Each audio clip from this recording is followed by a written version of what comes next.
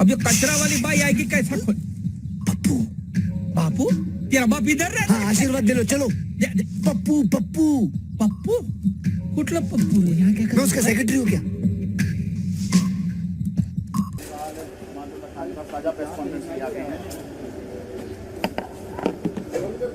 कल अमानतुल्लाह खान के यहाँ ईडी की रेड हुई।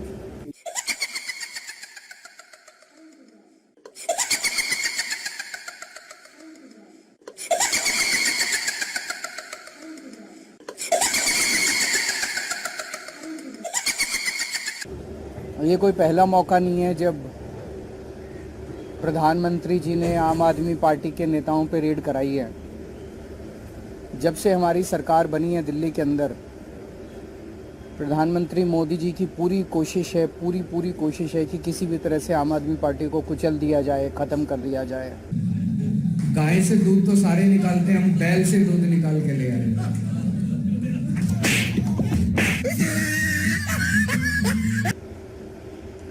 जैसे हमारी सरकार बनी 2015 में, 2016 में इन्होंने शुंगलू कमेटी बिठाई। शुंगलू कमेटी ने हमारी दिल्ली सरकार के तब तक जितने काम किए थे 400 फाइल मंगाई, 400 साढ़े 400 फाइलें मंगाई। सारी फाइलें बड़े बड़े अफसरों ने बैठ के जांच करी और एक पैसे का, नए पैसे का भी घोटाला नहीं निकला। अच्छा, हमको सिखा रिया है। उसके बाद मोदी जी ने हमारे एमएलएज के ऊपर झूठे झूठे केस करने चालू कर दिए। भोसड़ी के, अब तो सच बोल दे भोसड़ी के। हमारे आम आदमी पार्टी के एमएलएज पे अभी तक 170 से ज़्यादा केस कर चुके हैं, 170 से ज़्यादा, और उनमें 140 से ज़्यादा केसेस में जजमेंट आ चुके हैं, जिसमें सारे जजमेंट मोदी जी के खिलाफ हैं। अच्छा, हमको सिखा रिया है। सारे जजमेंट हमारे पक्ष में आए हैं कि झूठा केस किया गया हमारे एमएलए के खिलाफ, झूठी एफआईआर की गई, झूठी गिरफ्तारी की गई, गलत गिरफ्तारी की गई। शर्म करो, भगवान से डरो भोसड़ी वालों, भगवान से डरो। उसके बाद इन्होंने पिछले 2 साल से हमारे मंत्रियों को और सीनियर नेताओं को अब गिरफ्तार करना चालू किया। इन्होंने सत्येंद्र जैन को गिरफ्तार किया, इन्होंने मनीष सिसोदिया को गिरफ्तार किया, इन्होंने संजय सिंह को गिरफ्तार किया, इन्होंने कल अमानतुल्लाह खान के यहाँ ईडी की रेड की। Oh my God! मामला चूंकि कोर्ट में है, मैं सब जुडिस है, मैं ज्यादा नहीं बोलूंगा। अच्छा, हमको सिखा रिया है। लेकिन अगर आपने मनीष सिसोदिया के केस में पिछले हफ्ते सुप्रीम कोर्ट में जो सुनवाई हुई, अगर आपने वो सुनवाई सुनी हो, तो जिस तरह से जज बार बार उनसे एक ही सवाल पूछ रहे थे कि कोई तो सबूत दो, कोई तो सबूत दो, इन लोगों के पास एक भी सबूत नहीं था मनीष सिसोदिया के खिलाफ। अच्छा, हमको सिखा रिया है। तो इसका मतलब सारे के सारे केसेस झूठे किए जा रहे हैं। कल जो अमानतुल्लाह खान के यहाँ रेड हुई, वो भी एक तरह से, जिस तरह से आम आदमी पार्टी को खत्म करने के लिए मोदी जी की पूरी मुहिम है, उसी का एक हिस्सा है। आज तक एक नए पैसे का कहीं कोई हेरा फेरी नहीं निकली। मैं नरेंद्र मोदी जी को चैलेंज करता हूं, आप इतनी इंक्वायरी हमारी, बोले बस घोटाला कर दिया केजरीवाल ने, सड़कों का घोटाला कर दिया, बिजली का घोटाला कर दिया, पानी का घोटाला, इतने घोटाले, इतनी ये सब क्या देखना पड़ रहा है। अच्छा है मैं अंधा हूँ। जांच करा ली। एक नए पैसे का मैं चैलेंज करता हूं, एक नए पैसे का अगर आपको कहीं कुछ मिला हो, अगर मिला हो तो आपको लगता है मेरे को छोड़ देते मोदी जी। झूठ बोल रहा है। कहीं कुछ नहीं मिला उनको। तो ये सारी की सारी जितनी जांच चल रही है, ये सारी फर्जी जांच है। भोसड़ी के, अब तो सच बोल दे भोसड़ी के। और उनका मकसद भ्रष्टाचार खत्म करना नहीं है। दूसरी पार्टियों के जितने भ्रष्टाचारी हैं, सारे भ्रष्टाचारी उन्होंने अपनी पार्टी में शामिल कर लिए। अच्छा, हमको सिखा रिया है। कोई उनका क्या नाम है, मेजर डॉक्टर सुरेंद्र पुनिया, उन्होंने रिजाइन कर दिया है। उन्होंने कहा कि कोई ओखला में उम्मीदवार है अमानतुल्लाह खान, ये उम्मीदवार कोई बम धमाकों के आरोपी का समर्थन कर रहा है, इंडियन मुजाहिदीन का। सर कुछ भी कह देते हैं लोग। हमारे 4 चीजें नॉन नेगोशिएबल हैं: कैरेक्टर, क्राइम, करप्शन, कम्युनलिज्म।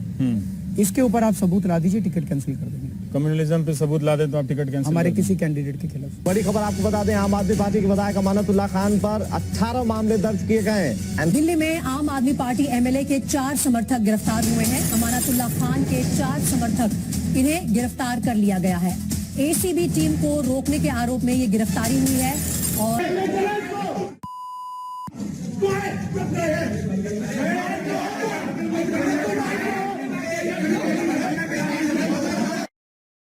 जब भी हम किसी को टिकट देते हैं या किसी को पार्टी में पोजीशन देते हैं तो उसकी खूब चेकिंग करते हैं, और कोई दूसरी पार्टी से आता है तो डबल चेकिंग करते हैं। और इन 3 चीजों की मैं गारंटी दे रहा हूं सर, कैरेक्टर, क्राइम और करप्शन, इन 3 चीजों के ऊपर अगर कोई चाहे किसी पार्टी से आए, अगर इन 3 चीजों के ऊपर कोई खड़ा नहीं उतरेगा, उसको ना टिकट मिलेगी और ना पोजीशन मिलेगी। दिल्ली दंगा मामले में आप पार्षद ताहिर हुसैन की मुश्किलें बढ़नी शुरू हो गई हैं। दिल्ली पुलिस ने ताहिर हुसैन के घर को सील कर दिया है। ताहिर हुसैन के घर से दंगे में इस्तेमाल ईंट, पत्थर, पेट्रोल बम समेत कई संदिग्ध चीजें मिली हैं। दिल्ली के दंगे में अब तक 38 लोगों की मौत हो चुकी है। दिल्ली पुलिस ने ताहिर हुसैन पर लगे आरोपों की भी जांच शुरू कर दी है। मीडिया ताहिर हुसैन के घर की छत पर पहुंचा, जहां पेट्रोल बम रखा नजर आया। यही नहीं, पूरी छत पर खूब सारे पत्थर भी बिखरे दिखाई दिए। इसके अलावा छत पर बुलेट भी रखी नजर आई। आदमी पार्टी के नेता और ईडीएमसी के काउंसिलर ताहिर हुसैन पर पुलिस का शिकंजा कसता चला जा रहा है। इस चार्जशीट में एक के बाद एक सनसनीखेज खुलासे हुए हैं। नए आरोप पत्र के मुताबिक आईबी अफसर अंकित शर्मा की हत्या की साजिश ताहिर हुसैन ने रची। हुसैन ने कबूल किया है कि वो हिंसा का एक बड़ा मास्टरमाइंड है। दिल्ली पुलिस के मुताबिक ताहिर हुसैन ने बताया है कि 2017 में पार्षद बनने के बाद से ही मेरे मन में था कि मैं राजनीति और पैसों की बदौलत हिंदुओं को सबक सिखा सकता हूँ। हमने देखा महाराष्ट्र के अंदर अभी 2 दिन पहले जिन नेताओं को चिल्ला कर मोदी जी ने कहा कि इन्होंने 70,000 करोड़ का घोटाला कर दिया, उन सारे भ्रष्टाचारियों को, जो मोदी जी की नजर में भ्रष्टाचारी थे, उनको उन्होंने अपनी पार्टी में शामिल कर लिया। देश के बेईमानों की लिस्ट बनाई थी। चिदम्बरम साहब, सलमान खुर्शीद, मायावती, मुलायम सिंह यादव, अनु टंडन, इनका स्विस बैंक के खाते निकले थे इनके। श्री प्रकाश जायसवाल, कोयला घोटाले वाले, कपिल सिब्बल, कमलनाथ, पवन बांसल, फारूक अब्दुल्ला, नवीन जिंदल, अवतार सिंह भड़ाना, शरद पवार अगर वो लड़ेंगे तो, ये ए राजा, राहुल गांधी। जो इंडिया अलायंस है, ये अलायंस कुछ चंद 26, 27, 28 केवल पार्टियों का अलायंस नहीं है। ये इंडिया अलायंस इस देश के 140 करोड़ लोगों का अलायंस है, और ये लोग एक साथ आए हैं। देश के लोग इकट्ठे हो रहे हैं और बहुत बड़ी संख्या में लोग इकट्ठे हो रहे हैं। उन पे जितने केस कर रहे थे वो सारे केस खत्म कर दिए। तो भ्रष्टाचार, गुजरात के अंदर मोरबी ब्रिज गिर गया, मोरबी ब्रिज, कितने लोगों की मौत हो गई, कोई ईडी की रेड नहीं हुई, कोई सीबीआई की रेड नहीं हुई। इनके अपने राज्यों के अंदर, कर्नाटक के अंदर बताते हैं 40% कमीशन वाली सरकार, इनकी सरकार को फेमस कहा जाता था। कोई ईडी की रेड नहीं हुई उनके यहाँ, कोई सीबीआई की। बीजेपी वालों के अंदर, उनकी अपनी सरकारों के अंदर किसी तरह की जांच नहीं होती। समझ रहे ना आप? लेकिन सुन के अच्छा लगा। अभी सीएजी की रिपोर्ट आई है, उसने इतने सारे इनके घोटाले निकाले हैं, कोई सीबीआई की रेड नहीं होती, कोई ईडी की रेड नहीं होती। बताते हैं ये अपने दोस्तों के इन्होंने अरबों रुपए के लोन माफ कर दिए। क्या क्या बात कर रहे हैं?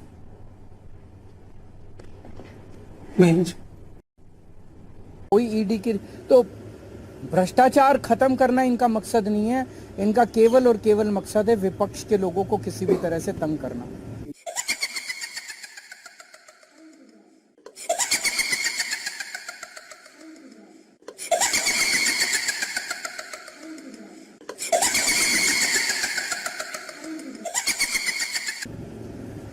बहुत ज्यादा अहंकार हो गया मोदी जी को।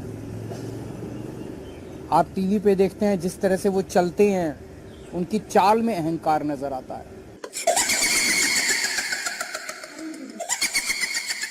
उनकी जुबान में अहंकार नजर आता है।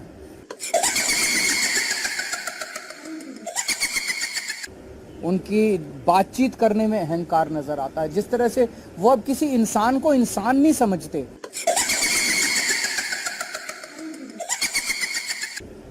और अगर किसी देश के राजा को इतना ज्यादा अहंकार हो जाए तो फिर उस देश की तरक्की कैसे हो सकती है? अच्छा, हमको सिखा रिया है।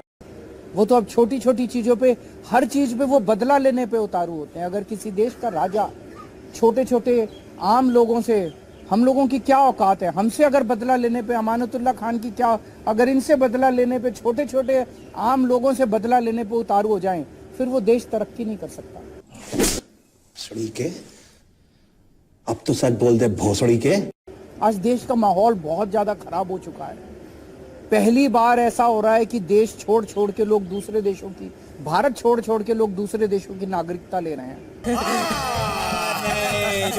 ऐसा कभी नहीं हुआ। इतने बड़े स्केल के ऊपर लोग भारत की नागरिकता छोड़ के, भारत छोड़ छोड़ के जा रहे हैं। शर्म करो, भगवान से डरो, भोसड़ी वालों, भगवान से डरो। पूरे देश का माहौल खराब हो चुका, व्यापार बर्बाद हो चुका है, उद्योग बर्बाद हो चुका है, व्यापारी डरे हुए हैं, उद्योगपति डरे हुए हैं, आम जनता डरी हुई है, मीडिया वाले डरे हुए हैं, आप सब लोगों को डरा रखा है। अच्छा, हमको सिखा रिया है। तो बहुत ज्यादा खराब है माहौल, लेकिन आम आदमी पार्टी टिकी हुई है। आम आदमी पार्टी डटी हुई है। आम आदमी पार्टी देशभक्तों की पार्टी है, ईमानदार लोगों की पार्टी है। अब तो सच बोल दे भोसड़ी के। मोदी जी जो मर्जी कर ले, हम झुकने वाले नहीं हैं।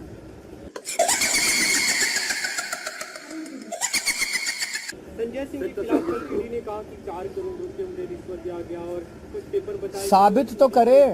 मैंने भी सुना था ईडी कोर्ट में कह रही थी कि हमारे पास सबूत तो हैं, लेकिन हम दिखाएंगे नहीं।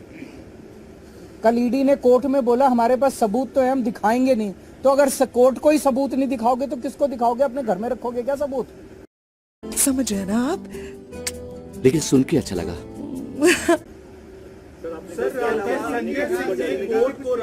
कोर्ट को कहा कि उनकी सुरक्षा को लेकर कई सारे कंसर्न है, ये भी कहा कि एनकाउंटर किया जा सकता है उनका, तो उसकी जिम्मेदारी कौन लेगा? तो मैं उम्मीद करता हूं कि कोर्ट इस बारे में वो लेगा और उसके ऊपर उचित कदम उठाएगा। अच्छा, हमको सिखा रिया है। कल इनके यहाँ रेड हुई है, तो क्या मामला बताया या क्या निकला है कुछ भी? देखिए, मेरे यहाँ जो कल रेड हुई है, तो हमने उनसे ये पूछा कि भाई ये बताओ आप किस एफआईआर के तहत मेरे पास आए हैं। Oh my God! तो उन्होंने कहा कि साहब 2016 में एक एफआईआर की थी सीबीआई ने, हम उस मसले में आए हैं।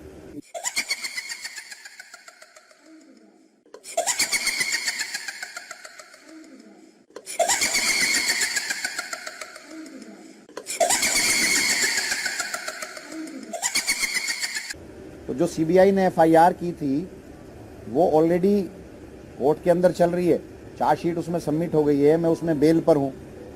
फिर बोले कि वो एसीबी वाली थी, तो मैंने कहा भाई वो भी कोर्ट चल रहा है, वो भी चार्जशीट सबमिट नहीं हो, लेकिन उस पर भी मैं बेल पर हूँ। आप जिस रिक्रूटमेंट की बात कर रहे हो उसमें तो कहीं करप्शन है ही नहीं। इरेगुलरिटीज़ हो सकती है, इलीगलिटी कहीं नहीं है। किसी एक आदमी का ये चार्ज नहीं है कि पैसे लिए गए या पैसे दिए गए या हमने निकाल कर दिया। और जो कोर्ट का जजमेंट है, पीछे जब मैं बेल पर, पिछली मरतबा जब मेरी बेल हुई थी एसीबी वाले केस में, तो उसमें सीधा सीधा जज साहब ने सारी चीज़ें खोल कर कही थी कि कहीं करप्शन नहीं हुआ, आप कहीं सबूत नहीं दे पाए, कहीं आप वक्फ बोर्ड को कहीं नुकसान नहीं हुआ, सरकार का पैसे का कहीं लॉस नहीं हुआ, तो फिर आप क्यों गिरफ्तार करके लाए हो? तो इसलिए, और इनके तमाम केसेस, जितने केसेस एफआईआर, जितने केसेस में इन पर मुकदमात थे, वो सारे केसेस ख़त्म हो गए। तो ऐसा भी कहीं से नहीं लगता कि ये मुस्तकिल कोर्ट के अंदर आते हैं, डेटों पे आते हैं, तो ऐसा भी नहीं लगता कि ये सबूतों के साथ छेड़छाड़ करेंगे। तो मैंने उनसे यही कहा कि भाई जिन मुकदमात में आप आए हो वहाँ तो कहीं पैसे का लेन देन है ही नहीं, पैसे का मसला है नहीं, तो फिर पीएमएलए कैसे बनता है? तो उन्होंने कोई मुझे एफआईआर नहीं दिखाई, सिर्फ ये कहा था कि हम तो सर्च करने आए हैं और 2016 का कोई केस है। तो 2016 का जो केस है वो नागपाल साहब के हैं, जो 17 तारीख को उसमें हियरिंग है, उसमें मैं पहले से जो हूँ बेल पर हूँ और वो चल रहा है। और वहाँ ये खुद नहीं जम पा रहे हैं, कुछ बता नहीं पा रहे हैं, वहाँ कुछ दिखा नहीं पा रहे हैं। तो कल मुझे 12 घंटा मेरे यहाँ रहे, एक तरफ हमको कर दिया, सारे मेरे कपड़े, सारी मेरी अलमारियाँ, मेरी वालदा जो है, मेरी माता बीमार थी, बहुत ज़्यादा बीमार थी, उनको सांस की तकलीफ़ है, तो 3-4 मरतबा नेबुलाइज़र उनको दिया गया, वहीं पर दिया गया। तो सारे लोग परेशान थे, मेरे बच्चे परेशान थे, लेकिन ये नहीं माने। 12 घंटे रहे, एक एक अलमारी, एक एक कपड़ा, सारे बक्से दिखाए। मैंने खुद दिखाया उनको अपना मकान कि आप ये देखो, मैं 100 गज़ के मकान में रहता हूँ। 100 गज़ का मकान है, जिसमें से अंदर का जो एरिया है, कवर्ड एरिया, वो 70-80 गज़ का है। मेरा 4 कमरे हैं, एक कमरे में कुछ लोग बैठ जाते हैं, एक में मेरी मदर रहती हैं, एक में मैं रहता हूं। और मैंने अपने बच्चों का कमरा दिखाया उनको, ईडी वालों को। उस कमरा 8 बाई 10 का कमरा है। मैंने उनसे कहा कि देखो ये, और इसके अंदर बंकर बेड है। मेरा बेटा 21 साल का है, मेरी बेटी 16 साल की है। तो आपको कहीं से लगता है कि हम करप्शन करने वाले लोग हैं?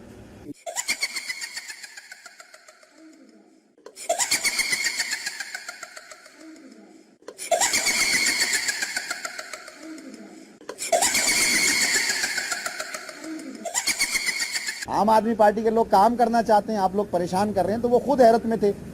मैंने बेड दिखाया, बेड के अंदर कब्जे नहीं थे, बेड चू चू बोलता है। तो मैंने सारा दिखाया कि आपको लगता है कहीं से कि हम बेईमाना करने वाले हैं या हम करोड़ों कमाने वाले हैं। तो वो सारी चीज़ें थी। और वो कहते हैं हम क्या करें साहब, हम तो बस भेजा जाता है तो हम आ जाते हैं। तो इस तरह की बातें हैं। और 10-12 घंटे तक परेशान किया, बहुत परेशान किया। खाना तक हमने नहीं खाया 12 घंटे तक। सिर्फ वो मेरी एक एक चीज़ ढूंढते रहे।